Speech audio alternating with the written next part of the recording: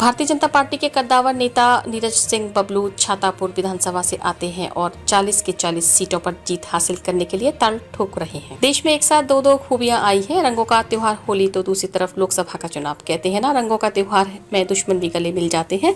ऐसे ही एक मौके पर हमारे संवाददाता ब्यूरो चीफ राहुल खन्ना ने छातापुर विधानसभा के लोकप्रिय नेता नीरज सिंह बबलू से पटना उनके आवास पर एक खास मुलाकात किया। बिहार के चुनावी दंगल में कौन बनेगा विजेता, इस बात का अंदाजा इस खबर को देखकर आप सभी दर्शक लगा सकते हैं। लोकसभा चुनाव को लेकर नीरज सिंह बबलू ने क्या कहा, आइए देखते हैं हमारा ये खास खबर पटना बिहार से।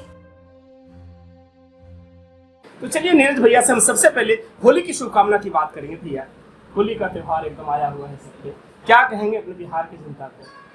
पूरे बिहार वासियों को आपके चैनल की तरफ से होली का बहुत बहुत शुभकामना है। और अभी का जो माहौल है, चुनावी माहौल, मुझे लगता है कि पूरा बिहार में उत्सव का माहौल है। चुनाव में पूरे बिहार वासी मन बना करके बैठे हुए हैं कि होली की तरह चुनाव को रंगीन करने वाले हैं। और बिहार में 40 सीट है लोकसभा पर, 40 का 40 सीट एनडीए के खाते में जाने वाला है, क्योंकि यहाँ डबल इंजन की सरकार है। माननीय प्रधानमंत्री जी का काम और माननीय मुख्यमंत्री जी के काम से पूरा बिहार आगे बढ़ रहा है, विकसित राज्य बना हुआ है। और पिछली बार हम लोग 40 में 40 जीते थे, इस बार हर हाल में 40 में 40 जीते। सर, विपक्ष में यही बातें हो रही है, आरजेडी के भी नेता लोग यही कह रहे हैं, ताल ठोक रहे हैं कि 40 की 40 इस बार हमारे पास है और हम भी कहीं ना कहीं 400 पार करने की तमन्ना रखते हैं। यही पिछली बार भी कह रहे थे, हम भी 40 में 40 जीते, 40 में 4 भी नहीं जीते, 0 पर आउट। और वही हाल इस बार भी होगा। आरजेडी वाले को 0 सीट था, इस बार भी 0 मिलेगा और कांग्रेस का बचा खुचा 1 सीट वो भी साफ हो जाएगा। इसका मतलब इंडी गठबंधन पूरी तरह साफ हो जाएगा। सिर्फ कहानी से नहीं होता है, जो करके दिखाता है उसका होता है। हम लोग पिछली बार जो बोले थे वो करके दिखाए, और खास करके माननीय प्रधानमंत्री चुनाव में जो वादा करते हैं उसको पूरा करते हैं। अभी तक 2 बार वो चुनाव लड़े, 2 बार वादा किए और उस वादे का 95% पूरा करने का काम किए। तो जनता में विश्वास है कि मोदी जी जो कहते हैं वो करते हैं। ये मोदी की गारंटी है, मतलब मोदी का बात, मोदी जी का बात, मोदी की गारंटी है।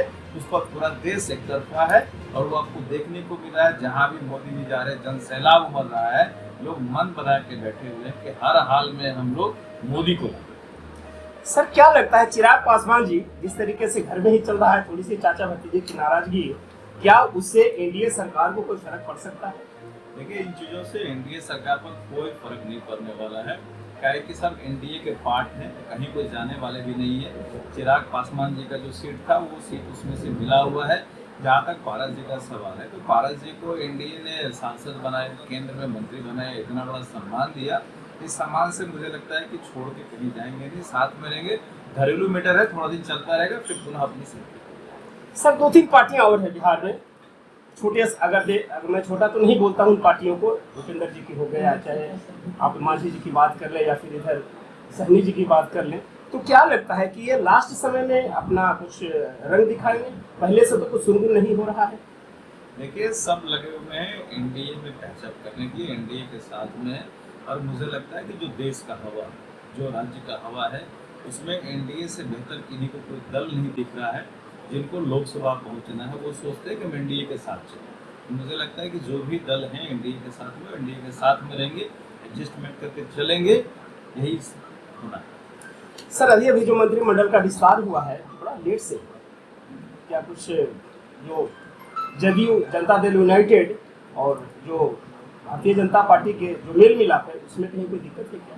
कहीं कोई मेल मिलाप में दिक्कत नहीं है। आप देख रहे थे जिस समय मंत्रिमंडल का विस्तार हुआ, तुरंत विधानसभा शुरू हो गई।